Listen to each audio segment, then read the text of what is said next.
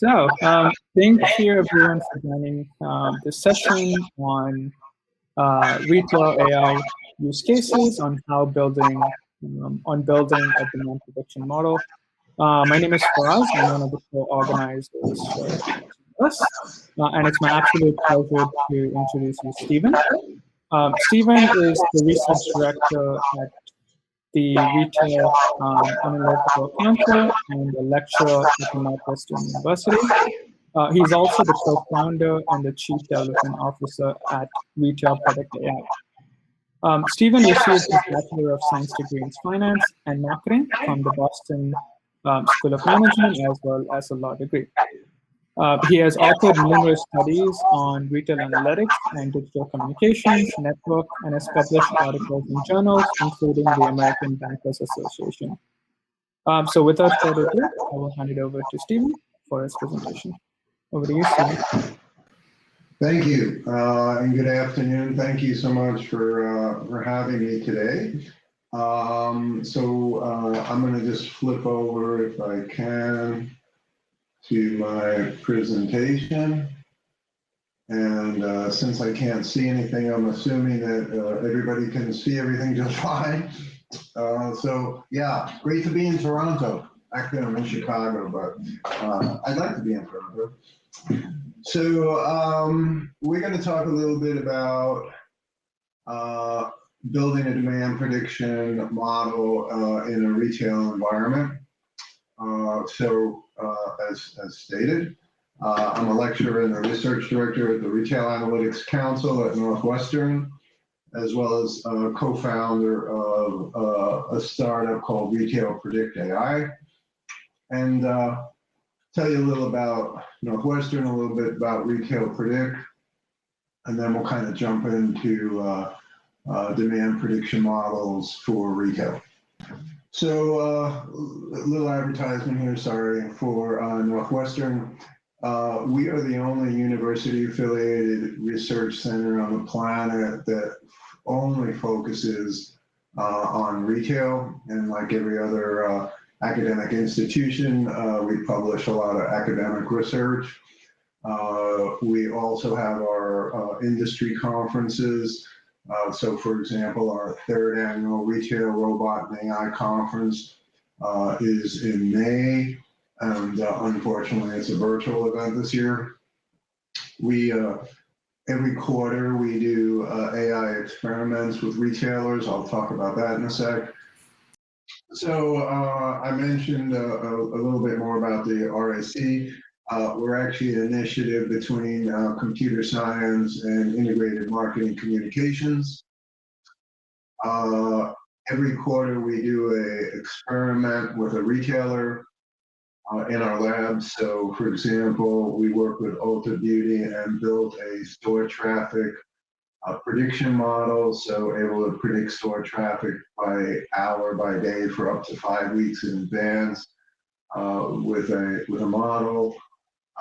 Let's see, we worked recently with Peapod Digital Labs, Stop and Shop, building an online order estimator, and related to that, the back end fulfillment demands, delivery, click and collect, Instacart. So that was a cool one. We're doing something now with Petco, looking at merchandise adjacencies and out of stocks and classification around that. This summer we'll be doing something with Discount Shoe Warehouse on optimizing SKU locations for online order fulfillment. So every quarter we work with a retailer and do some cool stuff. I mentioned our lab, our retail robotics initiatives. We don't build robots, we're not engineers, mechanical engineers. We do things like build out command and control systems, bot-to-bot communication protocols, synthetic training data, fun stuff like that. Our board, we have about 70 CIOs, CDOs on our board. From many different companies, including Canadian Tire, and I made sure I put them first for this presentation. But Dollar General, Walmart, Tractor Supply, US Bank, etc. Our affiliates board is folks from National Retail Federation Food Marketing Institute. The lab board is mostly a bunch of boring NU professors, and then our robotics advisory board.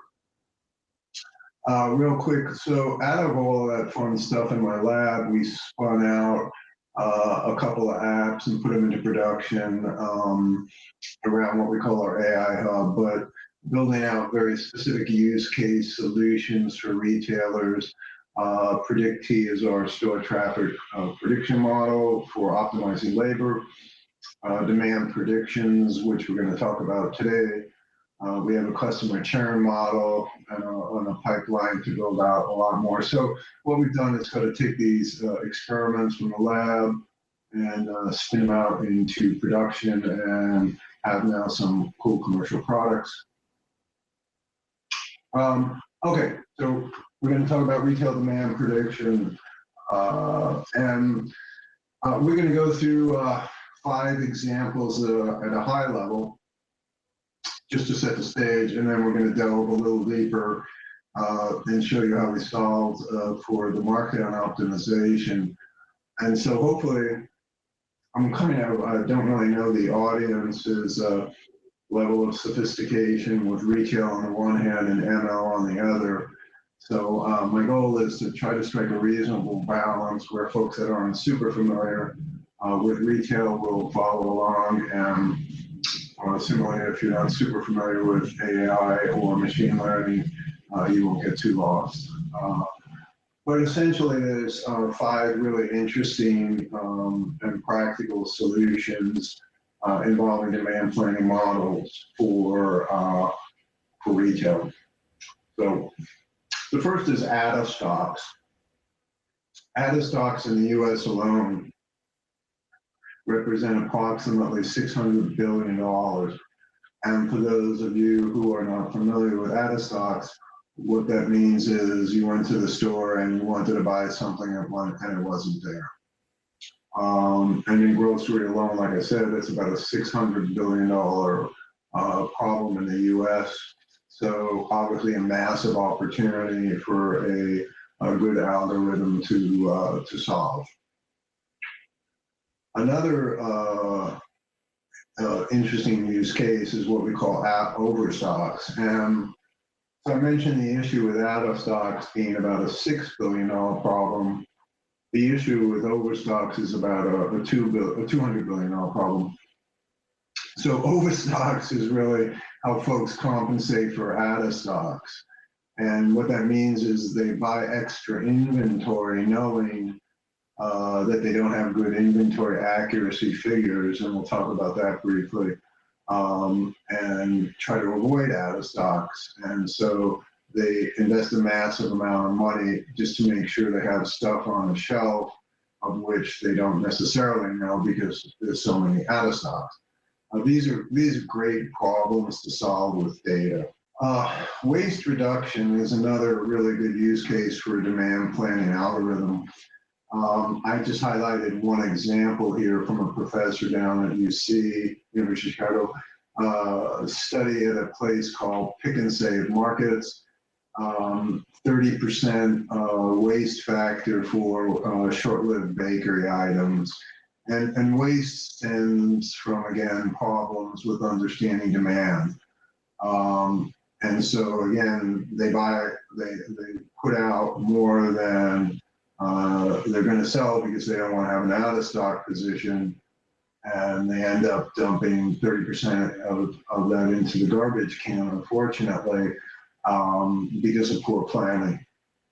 This particular professor theorized that if this particular chain would have implemented some analytics, better analytics, they could have reduced their waste by up to 13%, which is significant. Final quick use case before we get into today's sort of deep dive on markdowns is inventory accuracy. And a lot of you may know what that is, and some of you don't, so I'm going to err on the side of some of you don't. But what happens is, in a very practical sense, At the end of January, which is when most retailers have their fiscal year end, they do a physical inventory, i.e. how many units do I have on the shelf? And so at that point in time, they might have 100 units of a particular SKU. And during the course of the year, they sell stuff. So obviously those SKU counts go down, they buy stuff and the SKU count goes back up. But what happens during the course of the year is theft, breakage, can't find the stuff, stolen, the checkout person entered the wrong SKU code, et cetera, et cetera. And so according to a very good company called IHL, within 4 months of that fiscal inventory, 25%, you have that 25% inaccuracy. So you look at your book inventory, it says you have 100 units, but in fact you only have 75. Again, big problem for out of stocks, for online fulfillment, i.e. you don't know what store really has it. And this is, we're getting a lot of demand by retailers to help build prediction models. Of course I get a phone call, sorry everybody. To help solve that problem. So before we jump into what we're going to spend a little bit of time on markdown problem, any questions anybody has? I'm happy to take questions during the course of this if I'm losing anybody. Okay, I'll assume that means no. So we're going to talk a little bit about using machine learning to solve for the final use case that we're going to present today, markdowns. And again, assuming you don't know much about retail, when a company buys a product that they're going to sell, they have a certain expectation that it's going to sell by a certain point in time. And if it doesn't, of course, they discount it. To the extent they discount it, it dilutes their margins, i.e. profitability, and that's not a good thing. The vast majority of retailers, smaller retailers, call them 10, 12 billion and under, apply what we like to talk about as a arts-based approach, as opposed to a rules-based, even a rules-based as opposed to a machine learning type solution. And again, all of these problems are great problems to be solved by machine learning because you have tons of data to look at, and really math can solve these problems. And so what's the goal? Why are we doing this? A couple of interesting little quotes here. According to BCG, defining discount levels made possible by data science can boost gross margins by 10 to 20%, which is pretty significant if you're, a $10 billion retailer and you're able to boost your gross margins by being smarter about how you approach markdowns. Another interesting point in support of our work, retailers will replace ad hoc pricing processes with intelligent solutions, saw a revenue increase of 10 to 15%. So again, a massive opportunity to help increase margins by applying machine learning to this particular use case. So let's talk about the client that we developed this for. This particular retailer is in the apparel type space, selling athletic equipment, clothing, sneakers, et cetera, et cetera. They, like I mentioned earlier, like most retailers, and follow an arts-based as opposed to a rules or machine learning-based approach. And so they look at products, they look at their sell-through rates, and they make certain decisions about when and how much of a mark to take. And in the arts-based approach, they'll look at things like sell-through rates, based on a particular period in time. They might look at end of season sales, time of the year, core selling products, so advanced markdowns, marketing plan, new product arrivals if they have to clear the shelves, etc. So the objective of our model was to create a demand prediction function that recommends the optimal timing and amount of markdowns to realize the highest margin. Kind of 3 steps in the process: understand the current markdown strategy, then work on building prediction demand models around existing and new products, and I'll clear that up in a minute.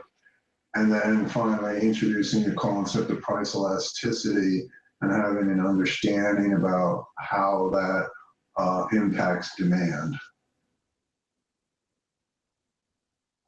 So project goals, propose improved markdown methodologies to increase profitability and move them from an art to a science. Process, pretty standard: data cleaning, analysis and classification, classify products by features, and then build our clustering and demand prediction models. So before we kind of get into the specifics of the models that we built, just to kind of give you a frame of reference, what this chart is showing you on the y-axis is the sell-through rate. You see here in percentages of a cluster of products. On the x-axis, weeks since the first sale of this product. And it's kind of an interesting little pattern. I mean, this particular retailer basically bunches most of their markdowns M1, M2, at predictable points, if you will, in the life cycle of this product. So you see the demand rate with a product introduced at week 0 is increasing. Then you'll see the first mark that they take it of approximately 20% around week 23, 24, when they see a dip in demand, going from week 20 up to week 78 or so. Demand increases, so they don't do anything. They see a slight dip, right, and take another 20% mark. Then you see sales spike a little bit.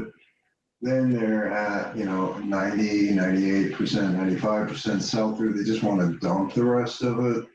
And so they just take a mark, they take a mark, they take a mark, and they get up to a 100% sell-through rate, meaning the product's out the door.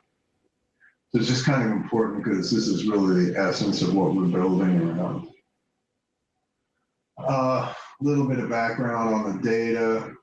We analyzed about 1.5 million transactions involving various departments, from women's running shoes to men's outerwear.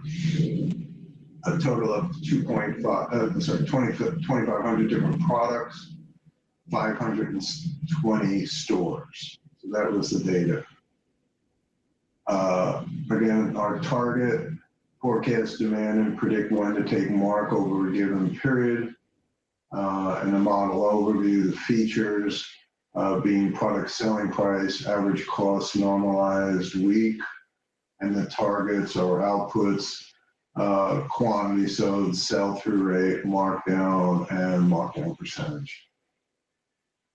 So talk a little bit now about the models, and then we'll delve into some of the outcomes. We used basically 3 models after running through our hypothesis phase. K-means clustering, support vector machine for classification, and random forest for demand predictions and markdowns. And I'll walk you through each one of these. So the first model we applied as an input to our demand was a K-means clustering of what we term continuing products. Let me just mention a point. Besides this really cool graph, I hope you see that I'm so proud of. It doesn't really apply to this at all, but I like it. This retailer sells what's known as continuing products. So these are evergreen products that they always sell, nothing special about them. And then new products. So imagine Nike introduces a brand new shoe. They haven't sold it before. So we don't have a lot of data history to work off of.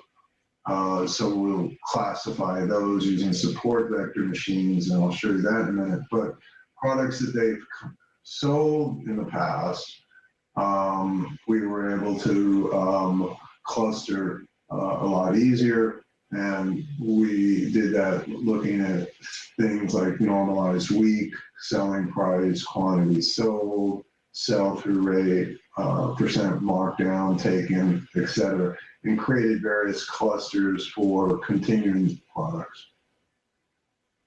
For new products where we didn't have much data, we applied a support vector machine model to cluster the new products. In this case, we had to use, it just scored better. Use variables such as style, color, year, week, class, vendor, manufacturer, suggested retail price and cost, and then sort of clustered the new product compared to the old product using support vector machine. Finally, we used random forest classifiers for markdowns and a regression tree to predict the markdown. And unfortunately, this chart isn't really great, but what it's showing you is predicted on the columns, predicted sell-through rate, predicted markdown percent, and then the style, color, units sold, cost, et cetera, et cetera. So, the process is pretty straightforward. Predict demand, suggest optimal mark times, and then introduce price elasticity.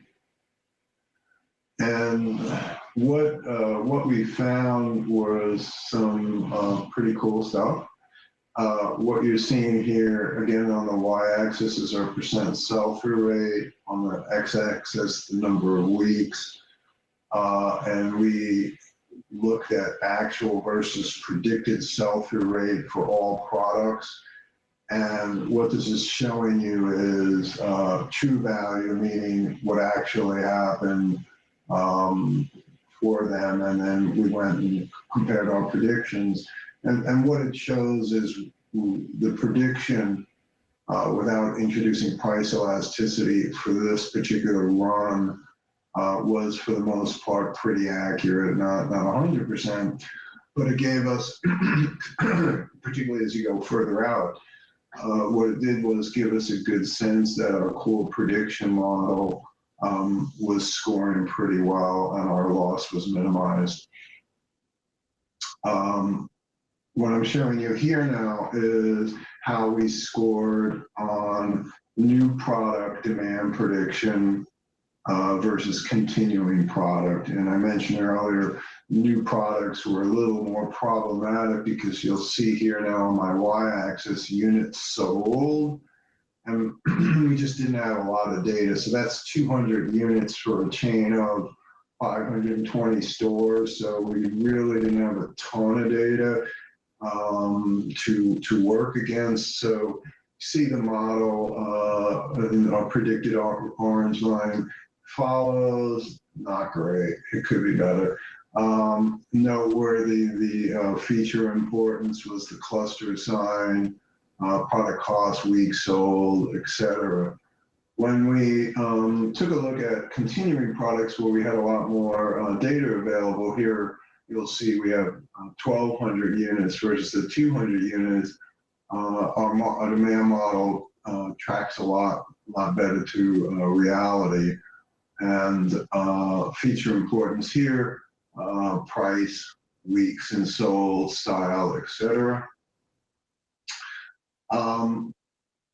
One thing that then, so I mentioned we did the demand prediction, then we also then started to look at price elasticity, and this is kind of a neat little example of the impact on price and demand. And so Your green line across the top is the product price, then the predicted value in blue, and the actual unit demand in orange. And what you notice, again, our prediction is pretty accurate.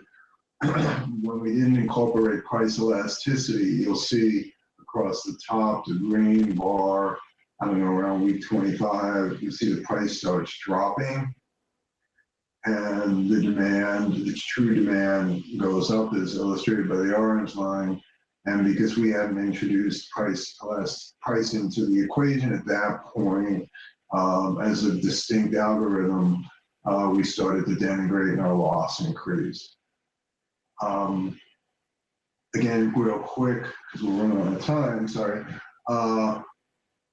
I showed you this earlier, just so you keep in mind the outputs, which I'm going to demonstrate in a second when we do introduce markdown and price elasticity, rather. They kind of bunch them around 1 and 2. So we then took a look at our markdown percentage versus their predicted demand for continuing products. The main features: style, weeks since first sold, excuse me, and sell-through rate. And so what this was, was markdown percent. This was our recommended, sorry about that, I got mixed up. Our recommended markdown cadence versus theirs. So their cadence in orange around week 25, they jumped the markdown to 20%. We recommended about half of that. Up at week 30, they're marking it down 50%, and we're recommending 30%. So the point is, we recommended that they follow a different cadence on their markdowns. You can see it's significantly different. And then in the last slide, what I'll show you is how the model performed versus how they performed. And so here, again, you have the sell-through rate, and you can see that our model predicted very, very accurately against the actual sell-through rate. But the important point being that following their markdown cadence, which I showed you here, versus our markdown cadence, which I showed you here, we were able to achieve the same sell-through rate with an increase in margin of almost 9 points, or 9%. And so what that means is, if they would have followed a little closer our recommendations, they would have still achieved the same sell-through rate, but they could have picked up 9% on these products. And again, you're a $10-12 billion retailer picking up, fractional basis points in margin. You're talking a real lot of money. And so the whole point of this exercise, and I see I'm running out of time, so I apologize, introducing machine learning to solve some very practical problems at retail, particularly when they're really mathematically driven, can make a lot of sense. So with that, I guess we'll see if there's any questions. Hello, Stephen. Hello. Sorry that I couldn't jump in the beginning of the session. That has been great. All right, we have some questions from the audience, and there are many, so I apologize if we're not covering all the questions, and please, if that's okay with you, Stephen, they would contact you for further discussions. Sure, absolutely. All right, so the first question from Zane is, was the impact of advertising and flyer included? Was the impact of advertising included in our analysis? No, it was not. It would have made for an interesting feature, and I think that we could have incorporated that. Really, the issue around that is one of complexity. How do you quantify advertising, right? Is it based on how many ads they run? Is it how many markets they run? How often they run it? Impressions. We didn't do that. In terms of promotions, i.e. non-discounts, right? We didn't incorporate that either. And the reason for that is the vast majority of retailers, including this one, keep their promotional calendar on an Excel spreadsheet. And so the data in terms of inputting would have been extremely manual. And my class is 10 weeks. So did not incorporate that, but definitely think that those features would have had an impact. All right, awesome. So another question from Xiao. How do you evaluate the model if it's not, and know if it's optimized or not, if it's not implemented? If it's not implemented. Well, I mean, let me kind of break that down. I mean, how do we evaluate the model? As we go through the hypothesis space and compare performance, test, and train, we do, a whole bunch of processes. Could be mean absolute error, mean square error, gradient descent, whatever happens to be most applicable in terms of loss estimate. And then, so we'll run a whole host of algorithms, and those that are determined to have the best performance are the ones that we end up advancing. So we showed you here the models, the algorithms we applied. What I didn't show you was the ones that we didn't. All right, and question: the impact of seasonality considered in the model? It was, in the sense of, and this is a really strange nuance with retail that you got to be a little careful of when you code. We look at timing. And the problem is, I think it's Easter, for example, does not come out on the same day every year. And various other, sort of holiday. I mean, in an absolute way, if you're looking at 3 years of data, quote, looking at seasonality, it's already baked in to the rev trends. But what's more complex and from a manually coding is making sure you're matching the same weeks and the same days, because you have calendar changes, you have holiday changes, et cetera, et cetera. When we do exploratory analysis, EDA, we will look at seasonality and, to see if there's any particular nuances, like do we have to code for, Easter versus other stuff. In this particular model, we did not need to call out holidays per se, but it would be baked into the coding around day of week, weeks and sold, stuff like that. So Sadish just want to confirm that k-means is being used for creating classes to ultimately be used in the supervised learning. Is that correct? Is it just a step forward, a stepping stone to the supervised learning? The clustering around k-means and support vector machine really as just a feature that is used as an input into the random forest for purposes of calculating demand. So it's kind of a forward feed of the clustering and classification, and then that's kind of baked into, if you will, the random forest demand predictions and markdown optimization predictions.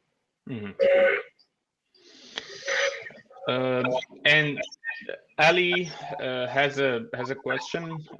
What is a good place for retail analytics data sets if one needs to play with some retail data sets? So what is a good resource? To find data to play with. Unfortunately, I can't answer that question. All of ours is proprietary, so this data all came to us from one retailer, and we're unfortunately unable to publish any of that. It's all under NDA. And every one of these models we build is data that's provided by a specific retailer that's not in the public domain. So unfortunately, I cannot be helpful there.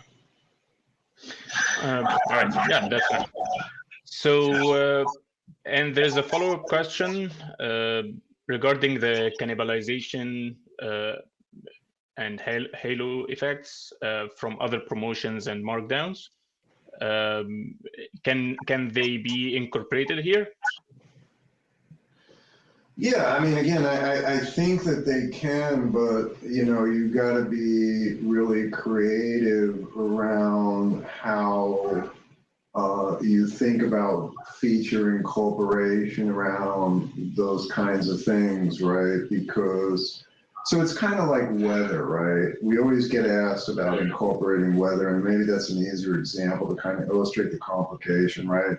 So weather data, historical weather data, very readily available by hour, by region, et cetera, but the issue starts to become, in Toronto, 60 degrees is probably a nice day, right? And 60 degrees in Miami, Florida is freezing. And so when you're just looking at these classifications, or even if it's temperature, right, and it's a number, 60 versus 70, the machine doesn't really know what that means in terms of implications. And so what you have to do when you start doing that stuff, you have to actually set up a whole system to say 60 in March is a very nice, pleasant afternoon in Toronto, and in Miami is freezing. So certain of these things, can it be done? It absolutely can be done. We do that with weather. It's just how much time do you have to do it? And again, my class is only 10 weeks. So this is a really rapid POC. Right. So can you repeat the last point? So about the 10 weeks, is it this the data that you've used for the prediction? No. This is what I'm demonstrating today was something I did in my course. I teach graduate students in AI, analytics, computer science, and this is an example of an experiment that we did in my lab. All right. We're on a quarter system, which is only 10 weeks. So my point being that in a 10-week horizon with a bunch of grad students, we can only experiment and explore, so much. But the point is, what the people are asking about are, can you introduce additional features to enhance the outcome and reduce the loss? And I would just say, absolutely, you can. We can't necessarily explore every feature because I just don't have the time in a very practical sense. Yeah, understood. So how many years or months of historical data that you have used for the prediction? For this particular one, I believe it was about 2.5 years of data. Kind of a rule of thumb, 2 years of data is pretty good for any of the experiments we run. We could usually, that'll give us enough. Can we get by on 18? Yeah, but then you sort of start to lose your quarter-to-quarter comparisons, and then you have to start to normalize around that, and that gets more complicated. Then, the question is, do you have enough data? Do you have enough historical data? So this particular case, as I said, around 500 something stores. 1.5 million transactions, 2 years of data. Mhm. And how many SKUs were used for the prediction? As I recall from the beginning of the slide, I believe it was around 2255 different SKUs. Strike that. We combine different product types because the SKU count was so high. In the shoe business, a size 9 of an identical product has a SKU, right? Yeah. So the point is, if you have 5 different types of sneakers and you have 10 different sizes or something, all of a sudden, you got 50 SKUs. So we didn't go down to the SKU level because the size really doesn't matter. You don't discount sneakers based because it's a size 4 versus a 5'7". So, we kind of did it one level up in terms of combining color, brand, and style. Mm-hmm. So it was 2,200-ish of those combinations, which probably would have represented, 10 times that in SKUs. But the size doesn't matter when you discount products. So we did not actually technically go down to the SKU level. All right.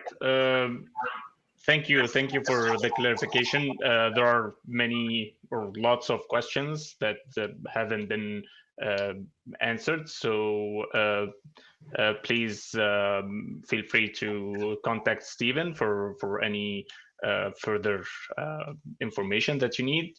And thank you, Stephen, for this awesome session. Thank you for having me, Toronto.